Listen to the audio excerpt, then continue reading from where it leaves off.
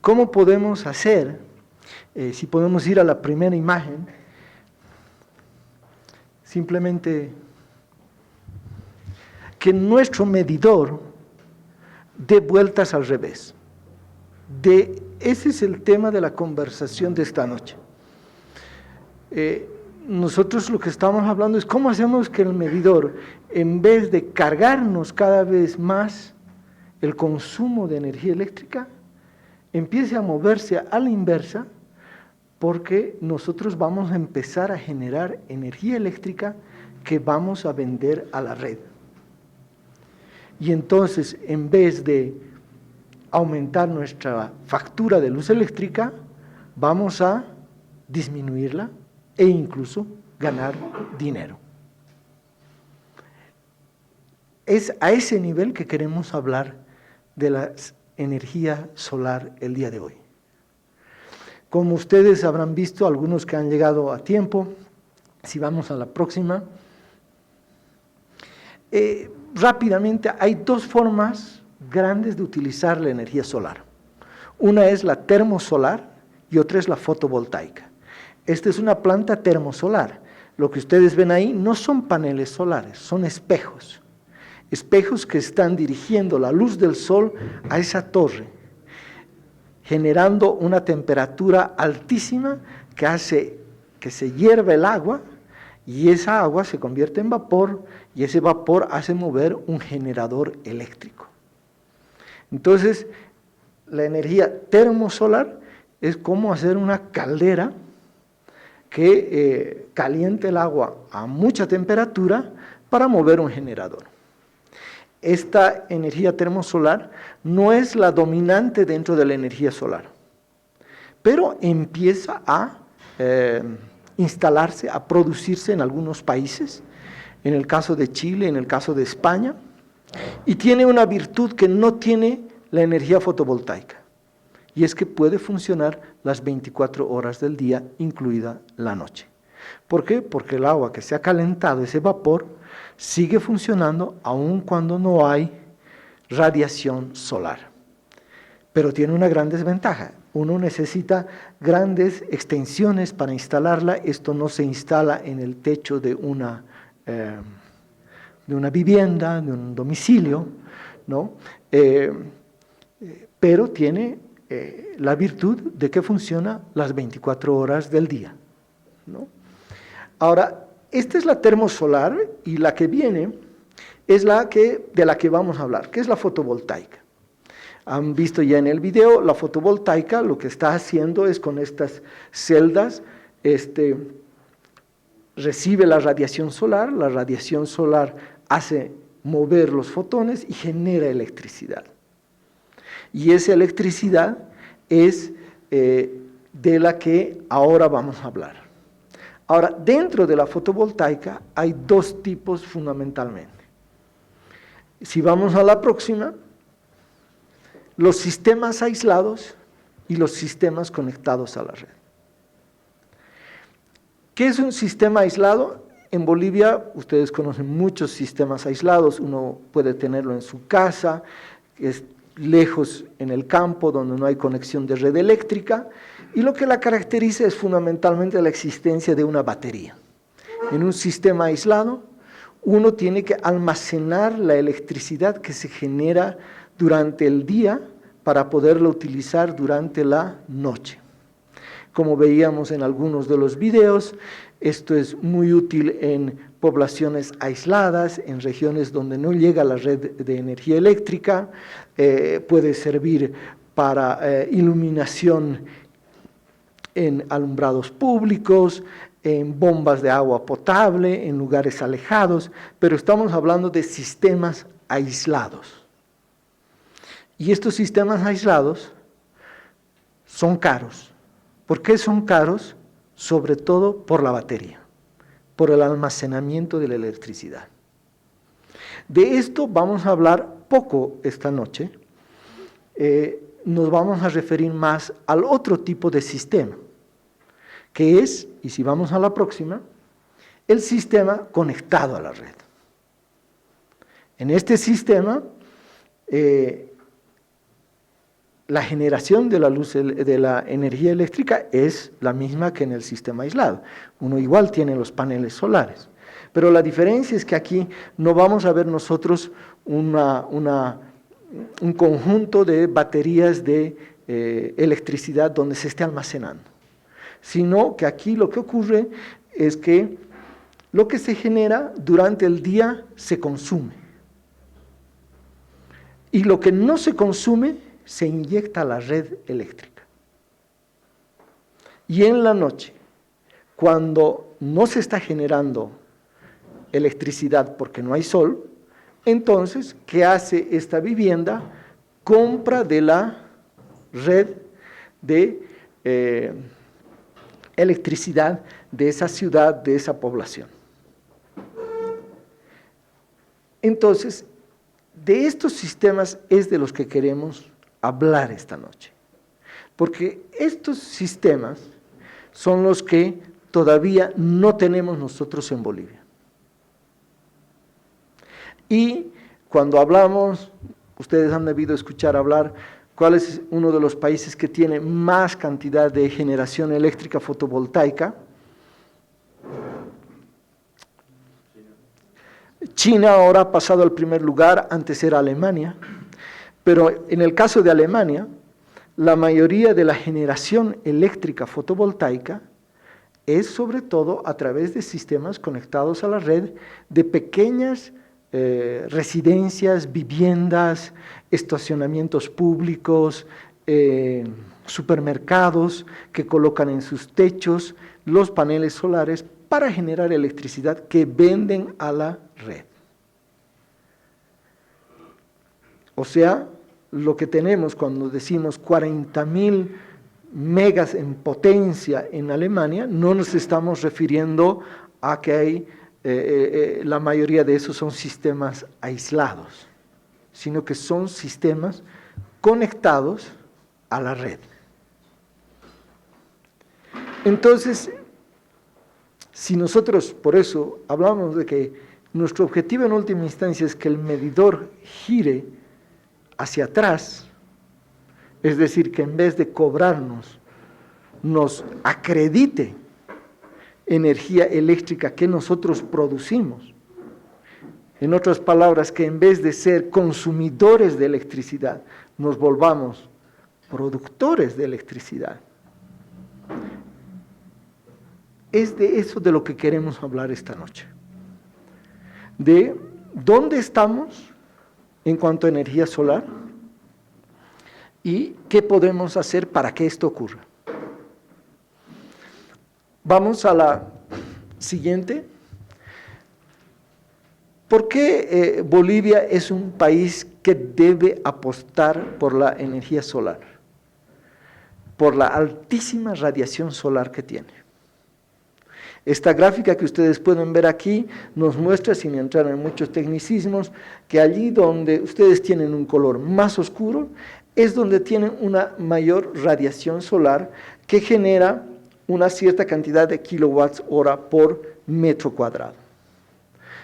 Obviamente, esto es en un año, esto es diaria, 2.500 kilowatts hora por metro cuadrado, es lo que en muchas regiones, sobre todo en el norte, en el sur del altiplano de Bolivia, nosotros podemos generar.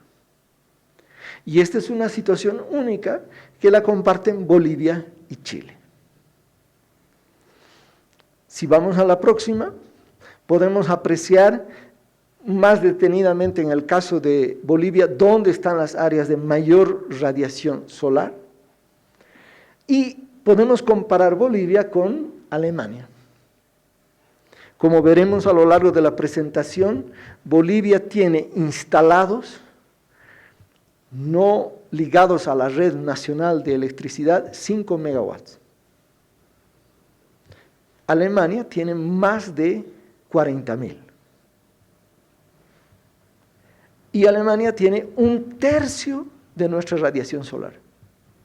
Y en términos de superficie, es 1/3 de la superficie de Bolivia. Entonces, la pregunta obvia que salta a la vista es, ¿Qué hacemos y por qué ocurre que Bolivia, con semejante radiación solar, tiene 5 megawatts, Alemania, con mucho menos radiación solar, un tercio, tiene 40.000 o más de 40.000 megawatts de potencia instalada de energía solar? Si vamos a la próxima. Bueno, vamos a hablar muy rápidamente. En Bolivia hay iniciativas de sistemas aislados. Sí, hay.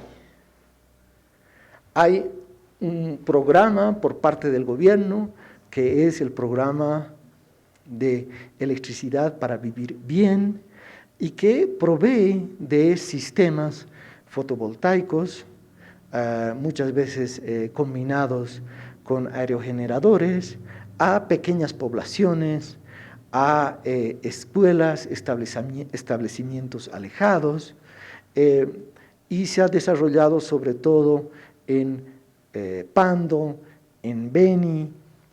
Tenemos una proliferación, y si viéramos las estadísticas, ha crecido durante los últimos 5 o 6 años.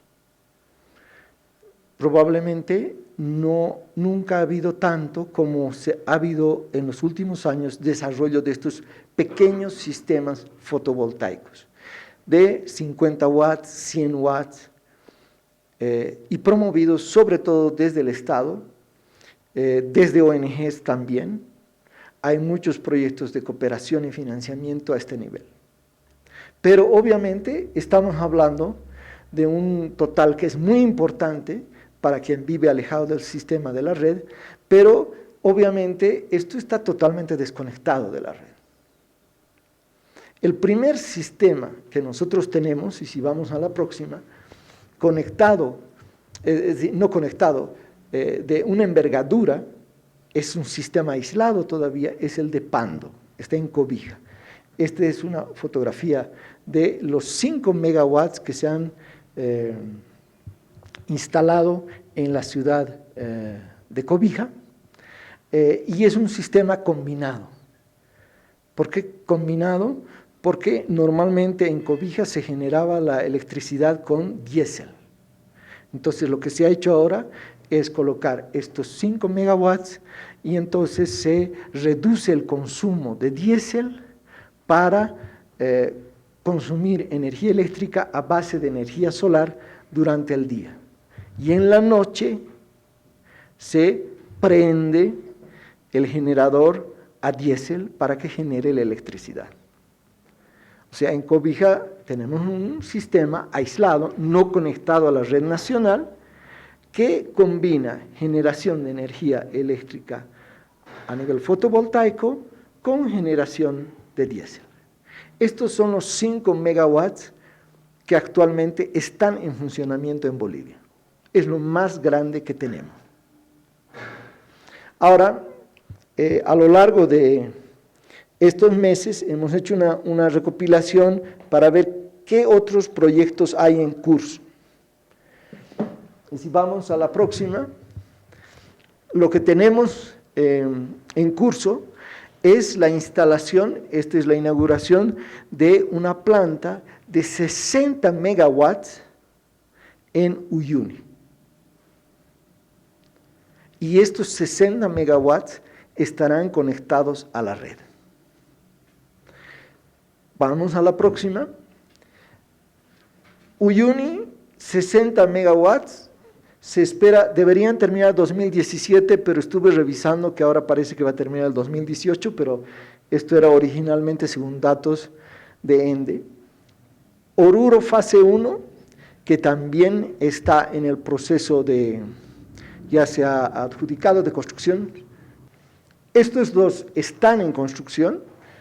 Si todo funciona y no se cancelan licitaciones ni rompen contratos, estarán en funcionamiento el año 2018. Y esta de Yunchara Tarija también está en proceso de construcción. Eso quiere decir que hasta fines del próximo año tendríamos 115 megawatts más a nivel de Bolivia y conectados a la red. a diferencia del de Pando. Después, según todo lo que hemos podido revisar, el otro que es todavía un proyecto es el de 50 megawatts para Oruro, segunda fase, que se licitaría en el curso del próximo año y probablemente esté para el 2019. En síntesis, hasta el año 2020, ¿cuánto Bolivia incrementaría su generación eléctrica fotovoltaica? Aumentaría, si es que todo esto se cumple, 165 megawatts. 165 megawatts de potencia instalada conectada a la red. Esto es importante. No podemos desmerecerlo porque estamos partiendo de 5 a tener en 2 años o 3 años 165 megawatts con estos proyectos. O sea, en función de dónde venimos, hay un avance. Ahora, en función de las posibilidades y de los desafíos, ahí el problema es que estamos muy atrasados. Si vamos a la próxima, este es el caso de Chile, muy interesante, porque Chile, acuérdense, tiene la misma radiación solar o casi la misma radiación solar que Bolivia. Chile, el año 2013 prácticamente no tenía nada, estaba como Bolivia, con un acumulado de 11 megawatts. Pero el 2014 ya llega a 507 su acumulado. El 2015 a 1.457 megawatts de potencia instalada. El 2016, 1.866 megawatts de potencia instalada. Y el 2017 llegarían a 2.329. Y sus proyecciones siguen y siguen subiendo. Entonces, Chile actualmente genera en energía fotovoltaica todo lo que los bolivianos consumimos en todos los tipos de generación eléctrica en el país. Nuestra potencia instalada en Bolivia, según las autoridades, está en alrededor de los 1.800 megawatts. Esos 1.800 megawatts ya Chile los genera solo con fotovoltaica. Y su crecimiento ha sido exponencial. Entonces, la pregunta es, ¿qué hacemos nosotros para poder tener un desarrollo a este nivel en generación eléctrica fotovoltaica? Este es el objetivo de este primer intercambio. ¿Cuál es el objetivo del gobierno? Vimos que piensan tener 165 megawatts hasta fines del 2020. Vamos a la próxima. ¿De dónde partimos? Esta gráfica nos muestra dónde estamos. Al año 2015, o sea, hace un año y un poco más. Casi el 70% de nuestra generación eléctrica son termoeléctricas. Termoeléctricas son generadores que funcionan a gas. Y nuestras hidroeléctricas son solamente el 25%. Las de ciclo combinado, que es otro tipo de termoeléctrica más eficiente, son 4%. Y las alternativas al 2015 son apenas el 2%, incluyendo sobre todo el parque eólico, según datos de ENDE. Entonces, estamos actualmente con unos 1.600, 1.800 megawatts para el 2017, con un 70% en termoeléctricas, que funcionan a gas, y un 30% hidroeléctricas. ¿Cuál es el plan del gobierno? El plan del gobierno, y si vamos a la próxima, esta es una termoeléctrica, es apostar, es reducir estas termoeléctricas, pero ¿con qué? Vamos a la subsiguiente, con hidroeléctricas, con mega hidroeléctricas. El plan del gobierno es aumentar de 1.600 que aparecía en esa gráfica al 2015 a 13.380 megawatts al 2025. O sea, vamos a multiplicar nuestra potencia instalada por 8. ¿A partir de qué? A partir de energías alternativas, de eólica, de solar. No, a partir fundamentalmente de mega hidroeléctricas. Y como hemos visto en otras presentaciones, hoy no nos vamos a dedicar a las mega hidroeléctricas, son fundamentalmente 4 grandes proyectos. Uno es conocido como el Bala y Chepete, otro es conocido como el complejo de Río Grande, donde está la mega hidroeléctrica Rositas, otro es Cachola Esperanza y otro es la represa binacional del río Madeira entre Bolivia y Brasil. Son básicamente estos 4 grandes proyectos que harían que se dé el salto, el incremento de unos 1.800 megawatts que tenemos actualmente a unos 13.000 megawatts. Incremento que se daría fundamentalmente con un objetivo que es el de exportar esta energía eléctrica a los países vecinos. En el caso del Bala y el Chepete, a el Brasil. Entonces, la propuesta del gobierno, su plan, es vamos a las mega hidroeléctricas. Y este es el futuro para llegar a ese objetivo. No vamos a entrar ahora en la crítica de las mega hidroeléctricas, lo hemos hecho en otros eventos. Queremos entrar al tema de la energía solar. ¿Por qué tan poco 165 para un crecimiento de casi 4.000, 5.000 megawatts al 2020? No tenemos conocimiento de los planes del gobierno para el 2025, por eso es que no los hemos puesto aquí. Por eso solo hemos puesto datos hasta el 2020. Entonces, ¿qué podemos hacer para promover la energía solar? Y ahora vamos a las propuestas. La primera propuesta que nosotros hemos recabado después de hablar con gerentes de compañías de generación eléctrica, autoridades, académicos, ONGs, cooperación internacional, es: hay que modificar la ley de electricidad de Bolivia. Porque la ley de electricidad de Bolivia no permite que una vivienda o una residencia se conecte, se inyecte electricidad a la red y pueda vender esa electricidad a la red y usar energía cuando obviamente es de noche y no hay generación de energía fotovoltaica. Sin esta modificación de la ley de electricidad, los únicos proyectos de electricidad que pueden prosperar son los proyectos de carácter estatal o privados que quisieran invertir, pero actualmente más del 80% de la generación eléctrica en Bolivia está en manos del Estado.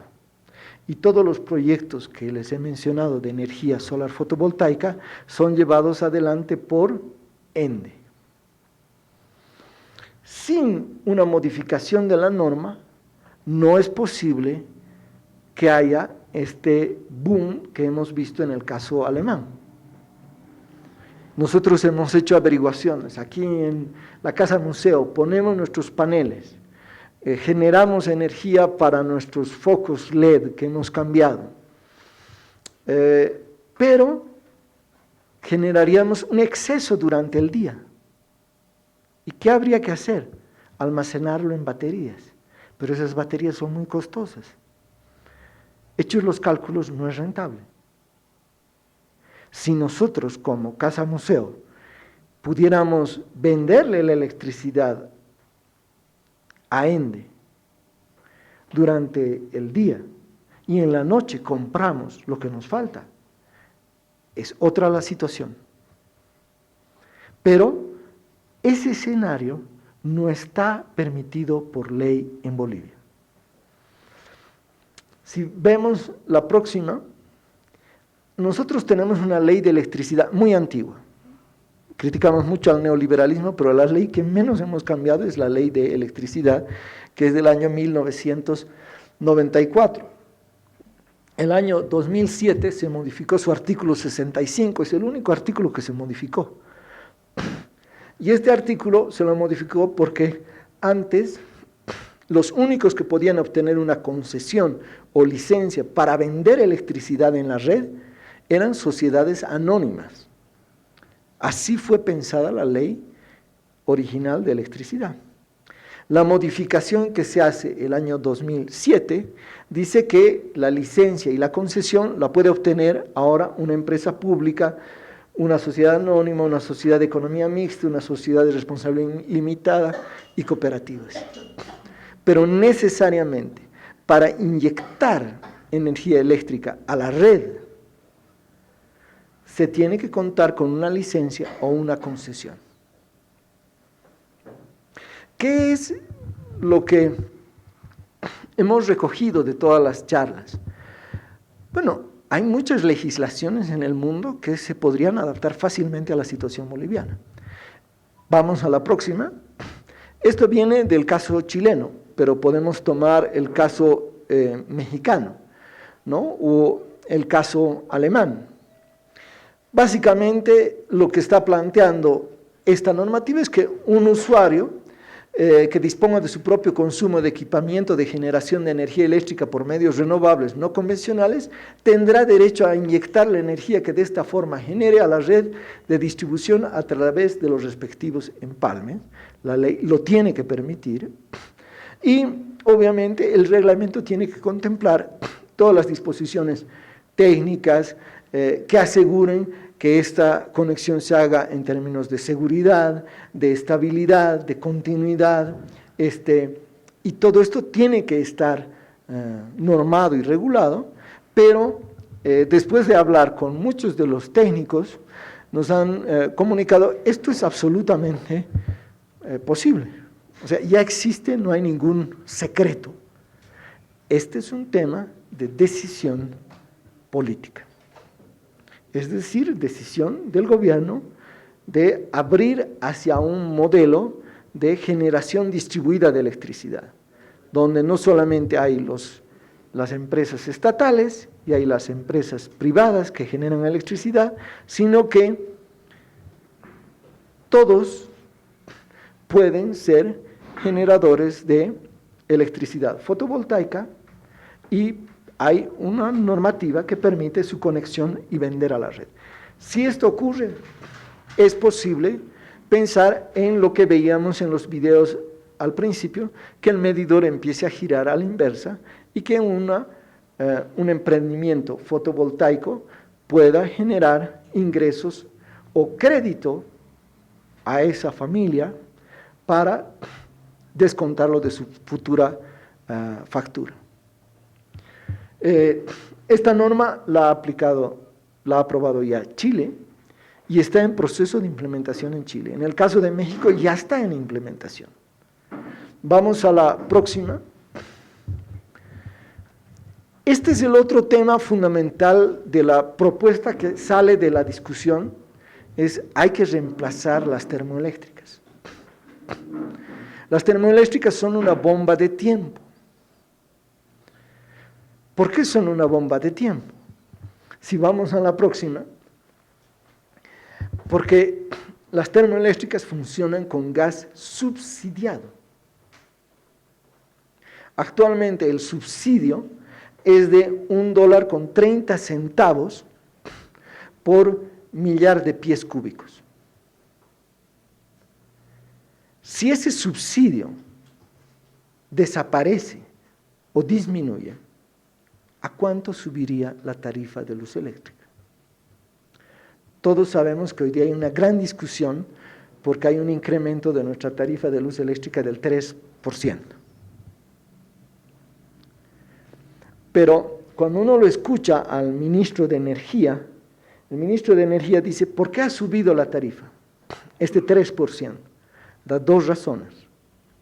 La primera razón es porque, debido a que ha habido un año de sequía, como todos lo conocemos, actualmente no es el 70% de nuestra generación eléctrica a base de termoeléctricas, sino es el 80%.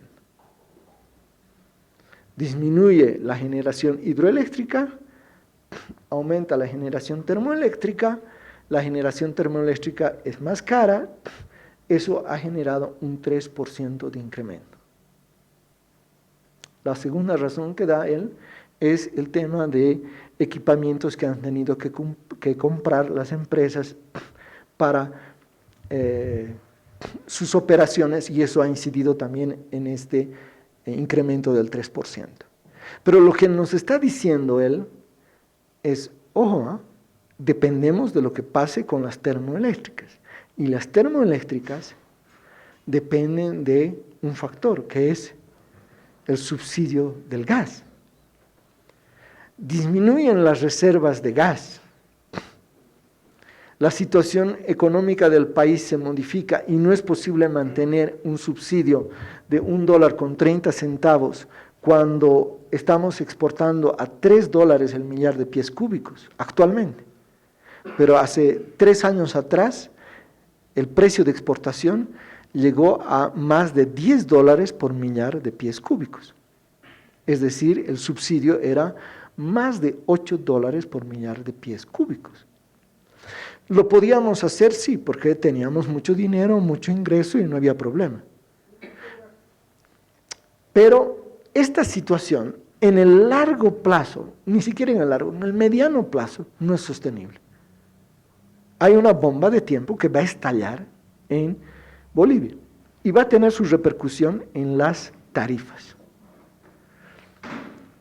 La cosa es, ¿cómo salimos de esta situación? Y hay dos caminos. El gobierno nos dice, vamos a salir de esta situación con las mega hidroeléctricas. El gran problema, y ustedes pueden entrar a nuestro sitio web de fundacionsolon.org, donde hemos subido el estudio de Geodata, es que el estudio de Geodata sobre una mega hidroeléctrica, como el caso del Chepete y el Bala, dice dos cosas. Uno, su costo de energía sería más alto que el actual costo que nosotros pagamos. Actualmente la empresa, el promedio está en $20 por megawatt. Y en el caso del Chepete sería 55 y en el caso de la represa del Bala sería 80. Y el estudio de Geodata dice, si Bolivia va por las mega hidroeléctricas, hay que eliminar el subsidio a las termoeléctricas. Entonces, tenemos un debate que lo hemos hecho en otros eventos sobre realmente apostar por las mega hidroeléctricas resuelve este problema. Al ser inversiones tan grandes, a 50 años plazo, lejos de resolver esta bomba de tiempo, la agravan según los propios datos que da Geodata. ¿Cuál es la otra alternativa?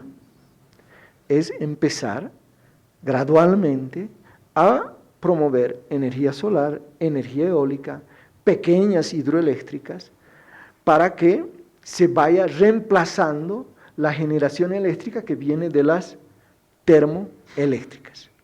E ir así descomprimiendo esta bomba de tiempo que tarde o temprano va a estallar. Esta es la situación de la exportación de gas, de consumo interno de gas que tenemos en Bolivia.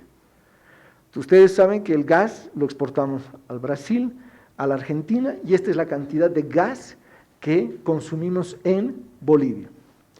Dicen que actualmente hemos pasado los 15 millones de pies cúbicos día.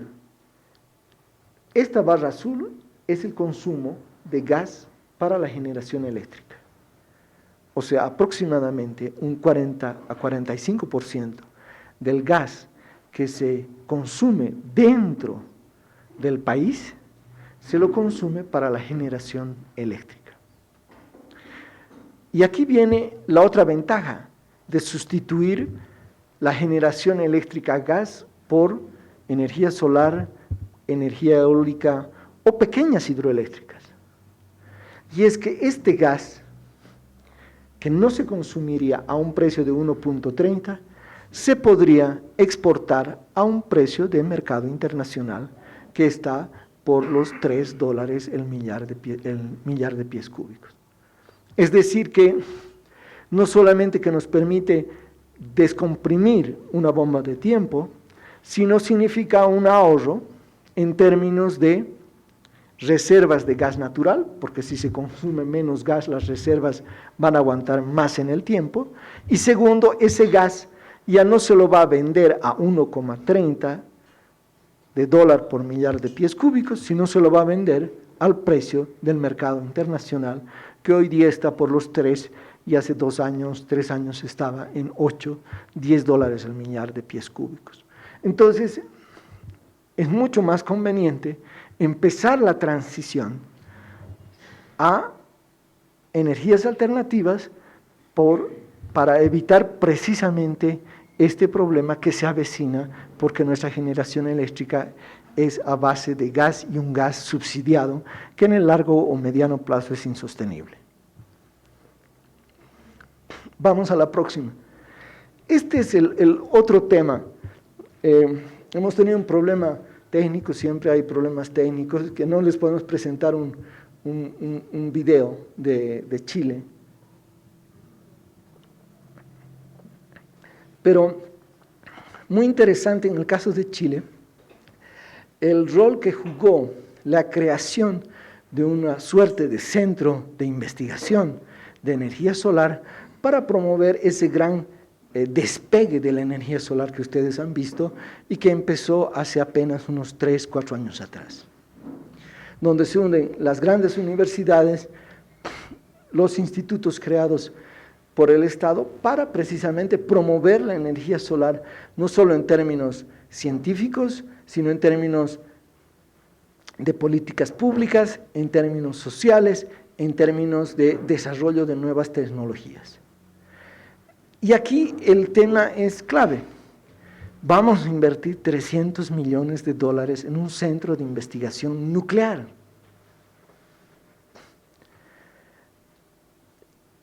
¿Qué nos va a redituar? Olvidémonos por el momento, de los peligros, riesgos que trae la energía nuclear, que está obsoleta. ¿Cuáles van a ser los réditos?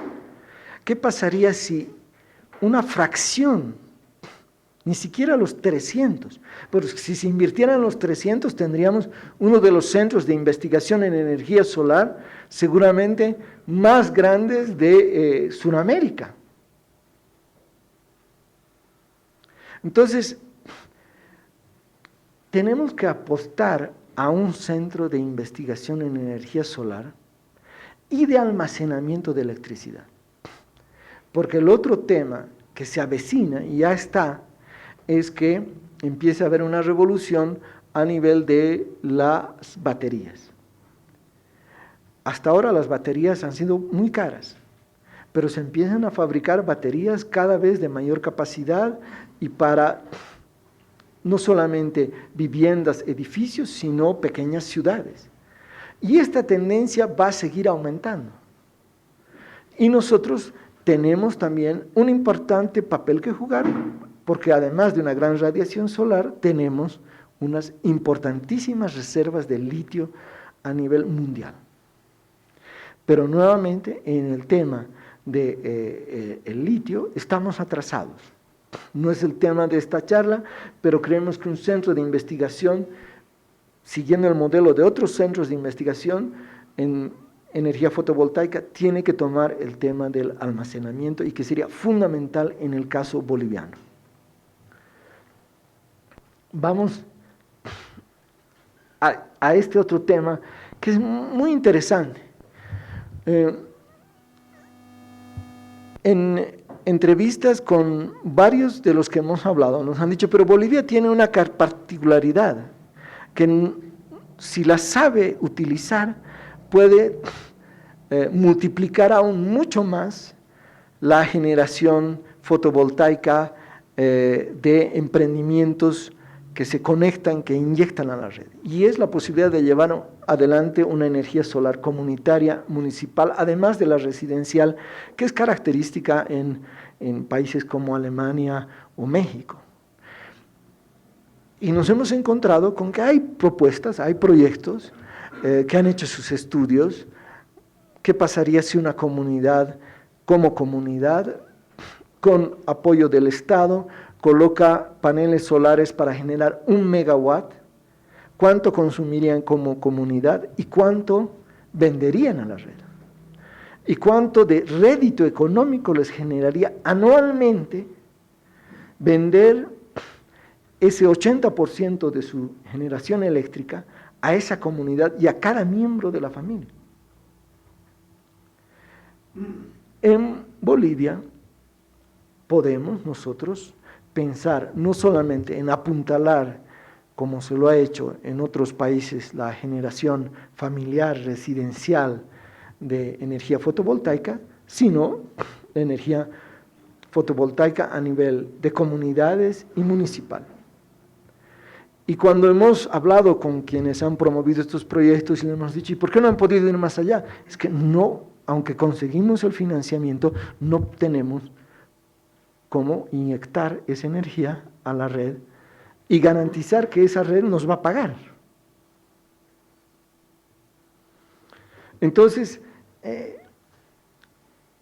lo que en Bolivia está planteada es la posibilidad de una generación, de una promoción de generación fotovoltaica a nivel comunitario y municipal.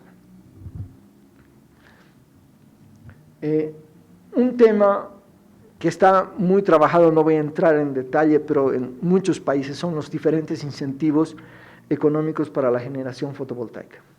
Desde el punto de vista de créditos preferenciales, a tasas de interés más largos, periodos de amortización mayores, reducciones impositivas, en términos de viviendas que pagan menos impuesto en la medida en que generan energía fotovoltaica, participación del Estado con inversión social en los proyectos comunitarios.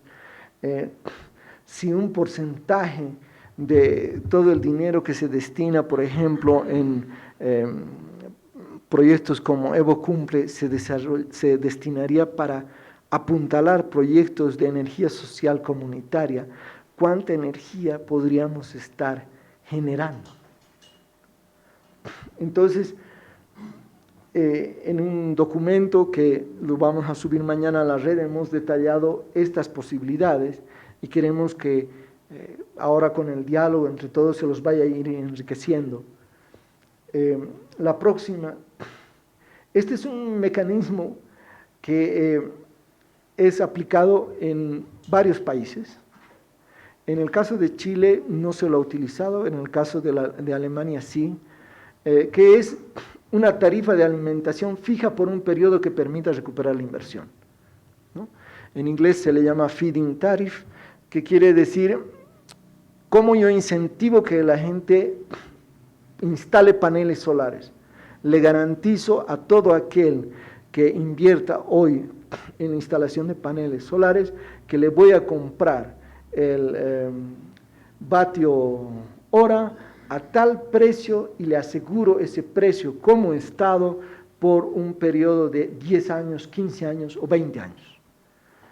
Y eso es muy importante, porque entonces ustedes que quieren entrar en el emprendimiento de poner un panel solar, hacen sus cálculos y dicen, sí, si me garantiza este precio el Estado por un periodo de 10 a 15 años, yo recupero mi inversión en 5 años, voy a ganar en estos otros 5 años tanto de dinero, esto vale la pena. Entonces, que este sistema lo utilizó Alemania para hacer su boom. Tan grande ha sido su boom que ahora el feed-in tariff, o sea, esto se está empezando a terminar. Porque en el caso alemán, ya los emprendimientos, incluso pequeños residenciales, empiezan a poder competir con los grandes emprendimientos. Entonces, la tarifa ya no va a ser fija a partir, no me acuerdo exactamente del año y de las distintas categorías que han creado. Pero este es un sistema para promover. Es un ejemplo concreto que se ha utilizado y que se podría utilizar para incentivar la generación de energía fotovoltaica en Bolivia. El otro tema, y es un tema muy interesante, Chile ya lo está discutiendo. No solamente se trata de promover la instalación de paneles fotovoltaicos, sino que tenemos que empezar a discutir cómo desarrollamos y producimos paneles fotovoltaicos dentro de nuestro propio territorio. En primera instancia será comprando las celdas fotovoltaicas de China porque son más baratas, pero aquí se ensamblará los paneles y entonces se bajarán los costos y además se generarán fuentes de trabajo y se dinamizará la economía, pero también es posible que a través de la investigación se vaya mejorando en los tipos de paneles solares, en los tipos de celdas fotovoltaicas, en los tipos de utilización de materiales, donde efectivamente hay un proceso de investigación en curso y donde un país como Bolivia puede tener un rol que jugar muy importante. Chile se plantea este desafío, no solo a nivel de paneles solares, sino también a nivel de baterías. Nosotros tenemos que ligar con el tema del litio. Estamos hablando de producir baterías en el Salar de Uyuni, pero baterías ¿de qué características? Baterías de hace 2, 3 años o baterías de cómo nos imaginamos que va a ser el almacenamiento de aquí a 5, 10, 15 años, porque en esto hay un proceso muy dinámico. Cuando empezamos esta investigación, volviendo a la de atrás, nosotros pensamos que era muy complicado, pero distintos técnicos con los que hemos hablado nos han dicho, no, es un problema que está absolutamente al alcance y es posible hacerlo. El otro tema es la promoción e información. Este es un tema que nos ha salido en casi la mayoría de las entrevistas que hemos hecho, que lo que falta en primer lugar es conocimiento. Cuando se habla de conectarse a la red, paneles solares fotovoltaicos, eso es, en nuestra opinión, casi desconocido por más de un 99% de la población en general. Personas especializadas en el sector, obviamente, que lo conocen, pero la población no. Entonces, la discusión sobre el panel solar, sobre la energía fotovoltaica, es una discusión donde por la falta de información la gente dice, bueno, pero ¿para qué? Es muy caro, las baterías, y en verdad es porque no se está proveyendo de la información en su totalidad. Y dos, no se está promocionando efectivamente, hay propuestas de organizar una feria sobre energía solar.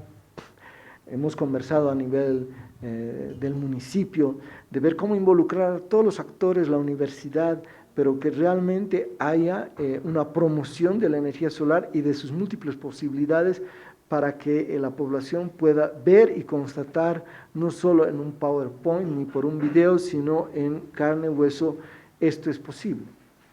Y dentro de esto, lo que sí ha salido es que se necesitan experiencias piloto de mayor envergadura que puedan efectivamente ser apreciadas y mostrar las posibilidades.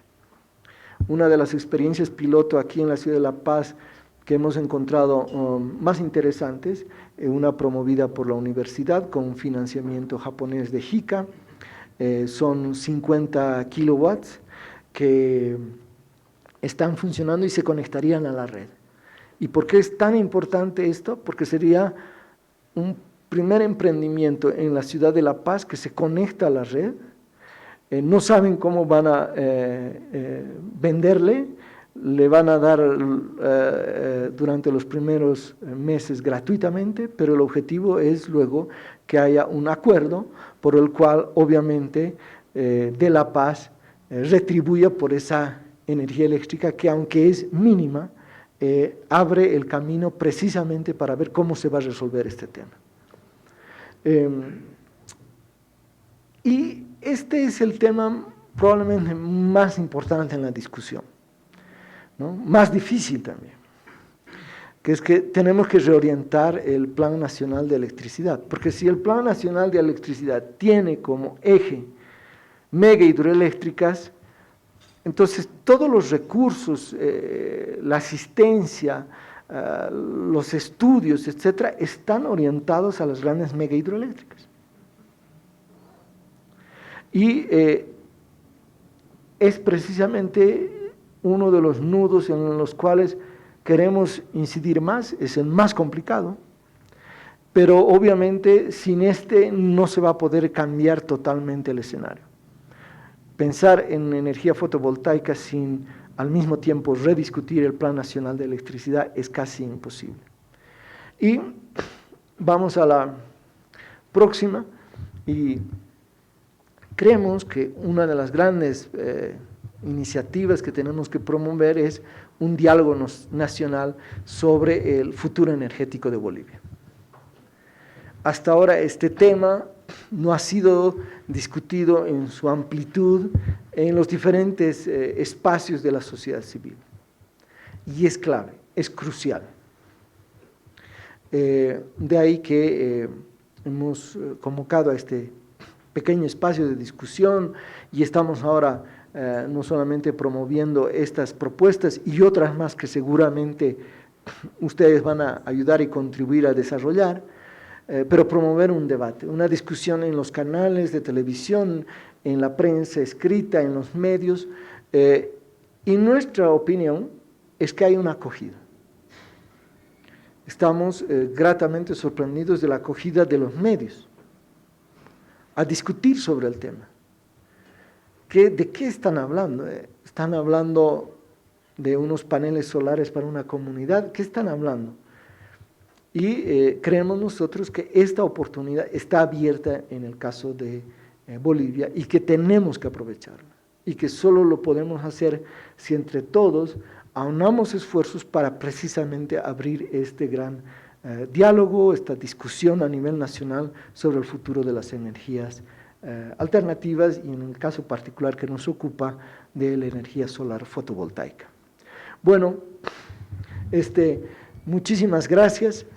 Antes de pasar a la discusión, la tenemos aquí nosotros a Cecilia Chacón, nuestra concejal en el municipio de La Paz, a quien le hemos pedido que comente. Ella ha conocido el documento que hemos elaborado para iniciar y lanzar el debate aquí. Bueno, muchísimas gracias, Ceci. Bueno, muchísimas gracias, Pablo. Muy buenas noches a todas y todos. Da gusto ver un auditorio tan lleno, pero además que haya habido tanta puntualidad al inicio de la actividad. Han habido muchas personas, creo que la mayor parte del salón estaba presente. Yo quisiera hacer unas puntualizaciones sobre la presentación que ha hecho Pablo, que ha sido bastante completa y que tienen que ver un poco con una reflexión más de fondo, más de horizonte, que Pablo lo ha mencionado, pero que creo que se tiene que tocar. El primer punto es que creo que hay dos cosas claras, no sé si ustedes compartirán conmigo. Una es que no podemos continuar pensando en sostener nuestra economía, nuestro desarrollo, nuestro modo de vida, de producción en los combustibles fósiles, ¿no? Eso es evidente, el mundo ha tomado conciencia, no solamente de la finitud de los recursos, sino también del impacto ambiental que están generando, entre ellos el cambio climático. Segunda constatación, necesitamos desarrollar y encontrar energías alternativas limpias, amigables con el medio ambiente y sostenibles, y económicamente rentables, viables. Y en este caso, creo que viene una tercera constatación, y es que Bolivia tiene un gran potencial de producción de energía solar, ¿no? Tercera constatación. Entonces viene la pregunta, o sea, ¿qué nos detiene? ¿Qué es lo que detiene al país, al gobierno, a los ciudadanos en poder volcar la mirada hacia estos proyectos. ¿Por qué seguimos mirando hacia el pasado e implementando proyectos que datan de la década pasada, bueno, del siglo pasado, ¿no? De los 50, como el proyecto del Bala y el Chepete, Rositas y otros? Entonces, realmente creo que, bueno, una de las hipótesis que lanzo y que compartí con algunos compañeros es que nos dejamos arrastrar por la inercia de la gestión, de la burocracia del Estado. Eso visto desde a quienes nos ha tocado estar en algún momento en el Estado. Entramos a una máquina que va funcionando y nos toca entrar a continuarla operando. Y no nos hemos dado el momento de hacer una pausa y decir un ratito, ¿a dónde va todo esto? O sea, ¿qué es lo que estamos haciendo? ¿Hacia dónde vamos? Entonces, hay una inercia y una burocracia que nos arrastra. Pero de alguna manera, y esto sin justificarlo, pero de alguna manera lo puedo entender en el Estado, lo que no lo puedo entender es en la sociedad. O sea, porque en la sociedad continuamos con esta mirada, reproduciendo estas lógicas cuando estamos fuera del Estado. Mi pregunta es, ¿por qué no seguir como hasta ahora, ¿no? Entonces, ya lo hemos dicho, creo que es imposible continuar por este camino. Hace por lo menos 15 años atrás, varios recordarán que el gobierno de aquel entonces hablaba de volver a Bolivia un centro energético del continente, ¿no? Era parte del proyecto gubernamental. En ese momento se hablaba de un anillo energético, no sé si se acuerdan, que estaba compuesto por los países vecinos alrededor de Bolivia, ¿no? Del cual Bolivia estaba excluido. Entonces, como que en ese momento surge esta visión de hacer de nuestro país un exportador de energía. Entonces, ahí viene también casado con la pregunta de ¿para qué queremos energía? ¿Para qué queremos energía? Tenemos ahorita como 1.600 watts al 2015, 1.800 previstos para esta gestión, megawatts, y estamos pensando como 18.000, 13.000 para el 2025, ¿no? ¿Para qué? Estamos hablando de servicios, estamos hablando de energía como un derecho, ¿no?, para las poblaciones. No, estamos hablando de exportar, ¿no? O sea, yo creo que se está pensando en eso cuando se está pensando en generar 13.380 megawatts para el 2025, de los cuales menos al 2020 se está hablando de 165, ¿no? Que es casi insignificante, ¿no? Entonces, tendríamos que preguntarnos para qué. Segunda cuestión. Luego, y en la presentación de Pablo se ha tocado someramente, pero en el documento está más extenso, es el tema de si realmente el costo de producción de estos proyectos, de estos emprendimientos, va a ser rentable en esa época. Ya se ha hecho un estudio específico en relación al Valle del Chepete que nos muestran que el costo de la energía que eventualmente se podría producir no es competitivo para el propio Brasil, que en teoría es el principal o el potencial comprador o destinatario. Entonces, ¿energía para qué? Es la siguiente pregunta, ¿no? Que creo que podríamos irlo debatiendo y creo que ahí me viene a la cabeza la imagen del inicio de este medidor de energía eléctrica que quisiéramos que fuese retrocediendo, pero en realidad creo que tiene que ver también con una visión de desarrollo que tiene que ir cambiando, que no puede ir continuando con esta visión lineal, acumulativa, ascendente, que es imposible. Coincido con Pablo que uno de los principales desafíos que tenemos para cambiar el rumbo, reorientar no solamente la política, porque la política depende de quienes conducen el carro, ¿no? Y lo que necesitamos para cambiar esto es realmente informar y generar una tendencia de opinión pública informada que pueda generar la demanda necesaria hacia los gobernantes, tanto gobiernos municipales, departamentales, nacionales, que para reorientar estas políticas en función de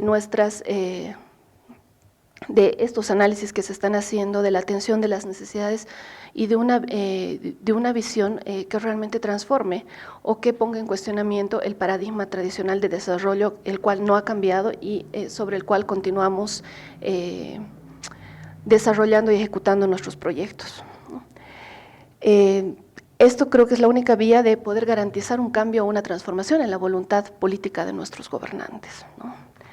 Segundo, también creo que es necesario, y esto pasa mucho dentro de las gestiones gubernamentales, estatales, es el sacrificar democracia por eficacia. Se buscan hacer las cosas rápido.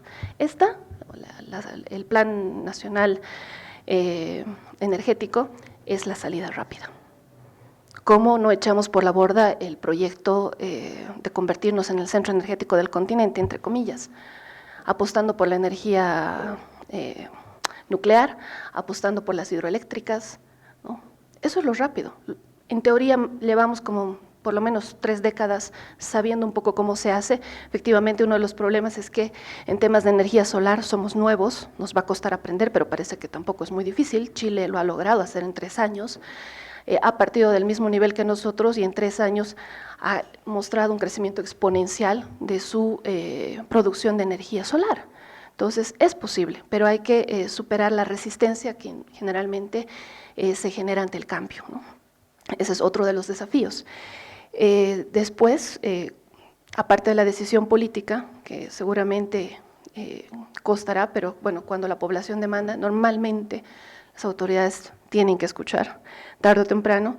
El otro tema que iba ya con temas de implementación o ejecución que Pablo mencionaba, que sí es necesario modificar marcos normativos para viabilizar sobre todo el tema de que sea parte de las políticas públicas el prever el tema del almacenamiento de la energía, que es una de las partes más complicadas de la implementación de esta propuesta, y por el otro lado el tema de la conexión al sistema integrado nacional, ¿no?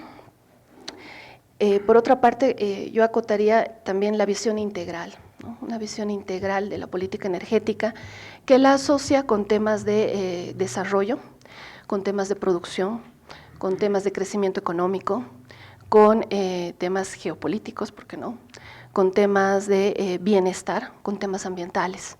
La discusión de la política energética es tan importante a nivel internacional justamente porque está vinculada con estos temas. Han debido escuchar ya sobre la nueva ruta de la seda que propone China.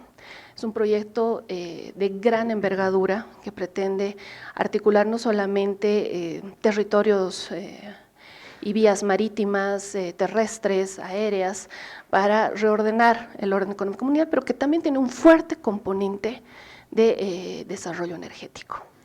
Y prueba de eso es que China está trabajando en desarrollo de energías alternativas, están invirtiendo miles de millones de dólares junto con Rusia en el marco del BRICS y de este proyecto para hacer investigación de fuentes de energía alternativas, ¿no? Porque ven precisamente vinculado su crecimiento y condicionado o limitado en realidad su crecimiento al desarrollo de estas energías. Otro de los elementos es, con este tema de la integralidad que tiene que ver con la preservación y la conservación de nuestros recursos naturales, nuestros bosques, nuestros recursos hídricos, el impacto ambiental que generan los proyectos basados en la explotación de combustibles fósiles que utilizan las matrices productivas que se basan en combustibles fósiles, son altamente contaminantes y de un alto impacto sobre también estas fuentes de recursos, ¿no?, nuestros bosques y demás. Entonces, hay una interconexión, es necesario reducir nuestra huella. En esto el municipio de La Paz es un tema muy específico. Estamos dando pequeños pasos, pero con una visión integral que tiene que ver con la ecoeficiencia. Efectivamente, se ha firmado un convenio con Bonn, con el municipio de Bonn, para poder trabajar en la ecoeficiencia en el municipio. En este marco se van a implementar 2 proyectos, uno que es la sustitución de las luminarias públicas por luces LED para reducir el consumo, y ahí viene otra vez esta visión integral. No solamente se trata de tener energías alternativas, sino también hacer un uso eficiente de las energías que tenemos disponibles. Y para esto tenemos que reducir el consumo energético que tenemos en el municipio. Entonces, ahí va una apuesta muy concreta, pequeña probabble, pero es una iniciativa que esperamos que se pueda replicar. Segundo elemento, en algunos barrios de verdad se está previendo incorporar de aquí en adelante paneles solares, fotovoltaicos, para que estos barrios de verdad puedan generar su propia energía.